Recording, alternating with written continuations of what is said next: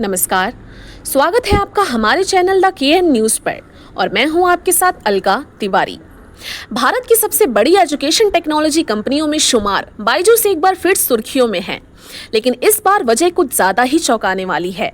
बायजूस का flagship Android app अब Google play store से हटा दिया गया है और कंपनी की आधिकारिक वेबसाइट भी अब सिर्फ एक सिंपल लैंडिंग पेज पर सिमट कर रह गई है।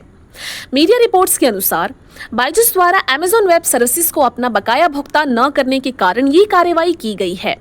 AWS ही वे क्लाउड सेवा है जिस पर बायजूस का डिजिटल कंटेंट और एप्लीकेशन आधारित इंफ्रास्ट्रक्चर चलता था।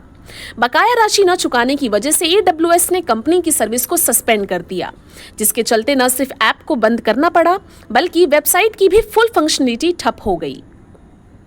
बायजूस के इस कदम से लाखों छात्रों को झटका लगा है जो इस प्लेटफॉर्म के जरिए रोजाना पढ़ाई कर रहे थे। कई छात्रों और अभिभावकों ने सोशल मीडिया पर नाराजगी जाहिर की है कि उन्हें बिना किसी पूर्व सूचना के सेवा बंद कर दी गई। ये स्थिति देश के डिजिटल एजुकेशन सेक्टर के लिए एक चेतावनी की तरह है कि वित्तीय अनुशासन और संचालन रणनीति कितनी अहम होती है। एक समय था जब बायजूस को माना जाता था भारत का education technology role model. Byju's की शुरुआत एक बेहद प्रेरणादायक कहानी थी। बायजू रविंद्रन द्वारा शुरू की गई ये कंपनी कुछ ही सालों में भारत की सबसे बड़ी स्टार्टअप में शुमार हो गई थी। भारी फंडिंग, बड़े बड़े अधिग्रहण और विश्व भर में पहचान, बायजूस ने भारतीय स्टार्टअप इकोसिस्टम में एक नया मानदंड स्थापित किया।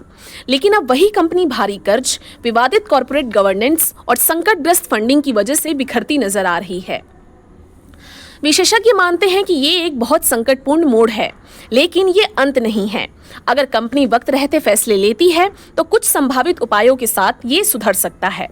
फंडिंग के नए रास्ते तलाशना, भले ही कंपनी को डाउन राउंड में फंडिंग लेनी पड़े, मूलभूत खर्चों पर नियंत्रण और नॉन कोर एसेट्स को बेचना, बकाया भुगतान चुकाना और सेवा बहाल कर छात्रों का भरोसा दोबारा जीतना, ट्रस्ट रीबिल्डिंग, पारदर्शिता और संवाद के जरिए। बायजूस की मौजूदा स्थिति भारतीय स्टार्टअप इकोसिस्टम के लिए एक अहम सीख है। कैश फ्लो को नजरअंदाज न करें। राजस्व भले कम हो लेकिन बुनियादी खर्चों का ध्यान रखना जरूरी है। टेक्निकल डेप्थ को प्राथमिकता दें। AWS जैसे इंफ्रास्ट्रक्चर प्रोवाइडर की सेवा के बिना डिजिटल बिजनेस नहीं टिक सकता। सिर्फ ग्रोथ नहीं, स्थायित्व भी जरूरी है।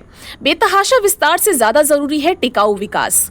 बायजूस की ये गिरावट उस तेज रफ्तार स्टार्टअप संस्कृति की एक कड़वी सच्चाई है जो सिर्फ ग्रोथ और वैल्यूएशन पर टिकी होती है। जब तक आर्थिक और संचालन से जुड़ी जिम्मेदारियों को प्राथमिकता नहीं दी जाती, तब तक कितनी भी बड़ी कंपनी हो, डगमगा सकती है।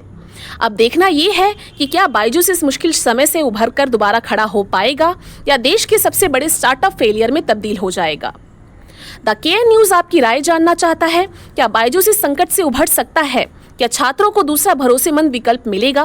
नीचे कमेंट कर अपनी राय साझा करें। धन्यवाद।